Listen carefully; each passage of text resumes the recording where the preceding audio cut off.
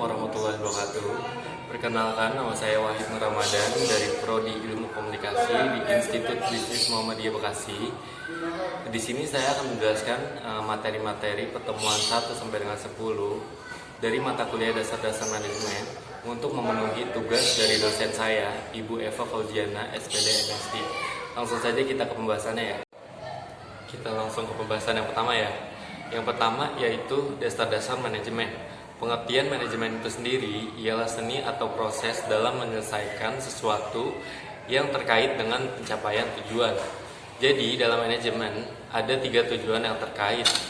Adalah 1, adanya penggunaan sumber daya organisasi baik sumber daya manusia maupun faktor produksi lainnya seperti sumber daya alam, keuangan, serta informasi. Dan yang kedua, adanya proses yang bertahap mulai dari perencanaan, pengorganisasian, pengarahan, dan pengimplementasian hingga pengendalian dan pengawasan. Yang terakhir, ketiga, adanya seni dalam menyelesaikan pekerjaan. Fungsi manajemen. Ada beberapa fungsi manajemen, termasuk fungsi perencanaan atau planning ialah upaya untuk antisipasi kecenderungan di masa yang akan datang, menentukan strategi dan taktik yang tepat. Fungsi pengorganisasian atau organizing ialah bagaimana strategi dilaksanakan dengan kondusif dan semua pihak terlibat dalam pelaksanaannya secara efektif dan efisien. Fungsi pengimplementasian atau directing ialah proses implementasi program agar bisa dijalankan oleh seluruh pihak dalam organisasi, serta proses memotivasi agar semua pihak dapat menjalankan tanggung jawab dengan penuh kesadaran. Fungsi pengendalian dan pengawasan atau controlling ialah untuk memastikan seluruh kegiatan yang telah direncanakan, diorganisasikan, dan diimplementasikan dapat berjalan sesuai target. Nah, selain fungsi manajemen, di sini juga ada fungsi operasional dari manajemen, yaitu manajemen sumber daya manusia. Ialah penerapan manajemen berdasarkan fungsinya untuk memperoleh sumber daya manusia yang terbaik bagi bisnis yang kita jalankan dan bagaimana sumber daya manusia yang terbaik dapat dipelihara dan tetap bekerja dengan kualitas yang konstan. Selanjutnya, manajemen produksi, yaitu penerapan manajemen berdasarkan fungsinya untuk menghasilkan produksi sesuai standar yang ditetapkan berdasarkan keinginan konsumen dengan teknik produksi seefisien mungkin. Kegiatan produksi pada dasarnya merupakan proses bagaimana sumber daya input dapat diubah menjadi produk output berupa barang dan jasa. Manajemen pemasaran, yaitu kegiatan manajemen berdasarkan fungsinya yang pada intinya berusaha untuk mengidentifikasi apa sesungguhnya yang dibutuhkan oleh konsumen dan bagaimana cara pemenuhannya dapat diwujudkan. Yang terakhir, manajemen keuangan, yaitu kegiatan berdasarkan fungsinya yang pada intinya memastikan kegiatan bisnis dilakukan mampu mencapai tujuan secara ekonomis dan mendapatkan profit yang tinggi.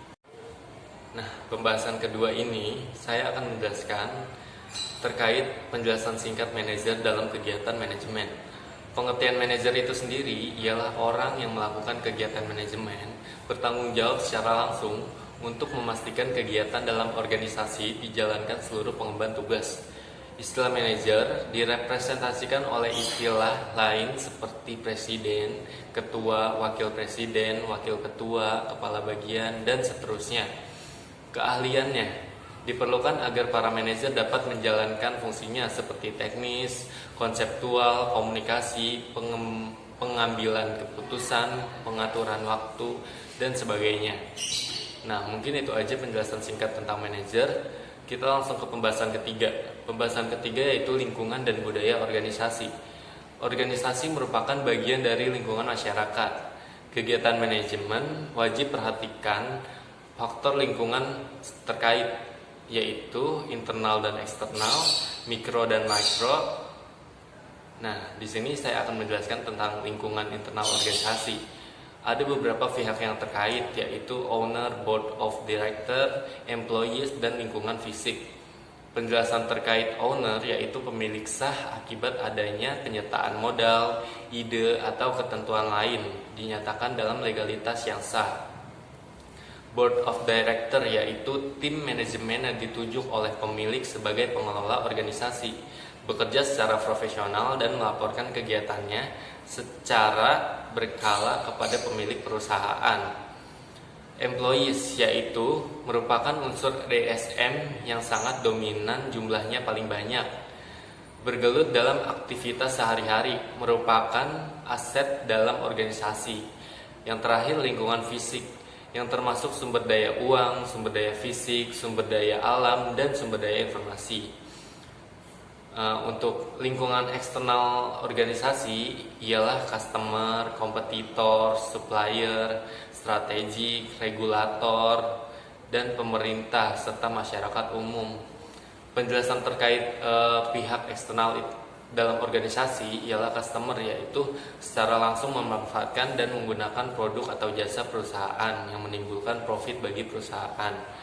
Kompetitor yaitu perusahaan lain yang menjalankan bisnis yang sama, merupakan tantangan dan ancaman bagi bisnis. Supplier yaitu pemasok bagi bahan baku untuk proses produksi, perlu dijaga dan diorganisir dengan baik agar efektif dan efisien. Strategic partner yaitu perusahaan lain yang menjalankan bisnis berbeda tapi jadi mitra yang menguntungkan kedua belah pihak. Regulator yaitu pihak yang berkepentingan dalam menciptakan kegiatan bisnis yang aman, adil, dan seimbang. Pembahasan yang keempat ialah tanggung jawab sosial dan etika manajemen. Tanggung jawab sosial dari organisasi ialah 1. Lingkungan sebagai ruang lingkup kegiatan organisasi. 2. Pro dan kontra mengenai tanggung jawab sosial. Pro kontra mengenai tanggung jawab sosial, di sini saya bisa mencontohkan beberapa. Yang pertama, kegiatan bisnis seringkali menimbulkan masalah, karena itu sudah semestinya perusahaan bertanggung jawab atas apa yang telah dilakukannya. Ini menurut pihak yang pro. Untuk pihak yang kontra biasanya memberikan penjelasan terkait perusahaan tidak memiliki ahli yang mengkhususkan dalam bidang sosial dan kemasyarakatan. Oleh karena itu, sulit bagi perusahaan untuk ikut bertanggung jawab. Di sini, tanggung jawab pun mempunyai strategi dalam mengolah tanggung jawab sosial dari perusahaan, yaitu strategi reaktif, strategi defensif, strategi akomodatif, dan strategi proaktif. Manfaat dari tanggung jawab itu sendiri ialah manfaat bagi perusahaan, manfaat bagi masyarakat, dan manfaat bagi pemerintah. Nah, pembahasan yang kelima yaitu fungsi perencanaan dan pengambilan keputusan. Seperti yang sudah saya bahas di awal-awal, perencanaan atau planning yaitu proses yang dimulai dari penetapan organisasi, menentukan strategi untuk pencapaian tujuan organisasi secara menyeluruh untuk mengintegrasikan dan mengkoordinasikan seluruh pekerjaan.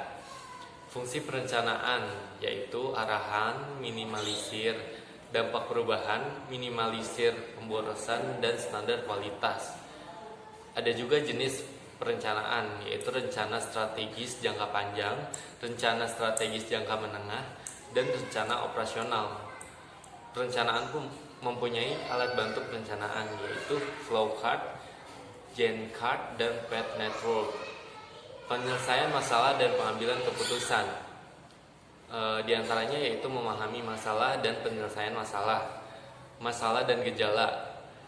Yang terakhir, memahami keputusan.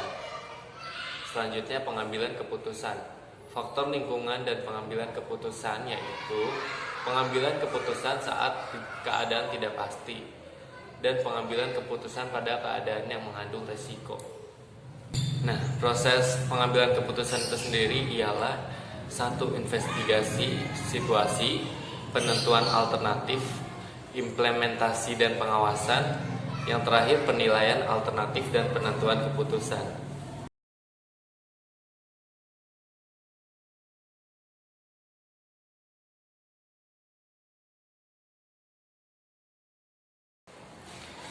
Pembahasan ketujuh ialah desain dan struktur organisasi.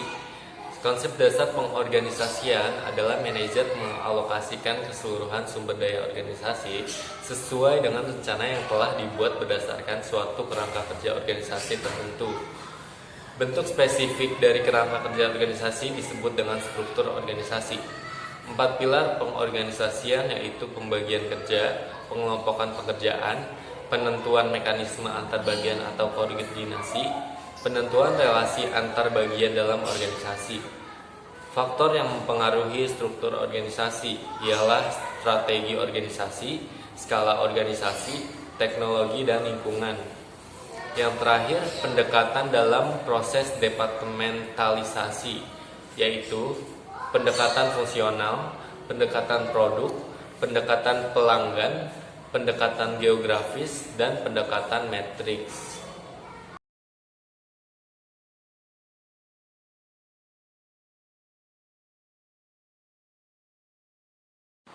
Pembahasan ke-9, manajemen sumber daya manusia.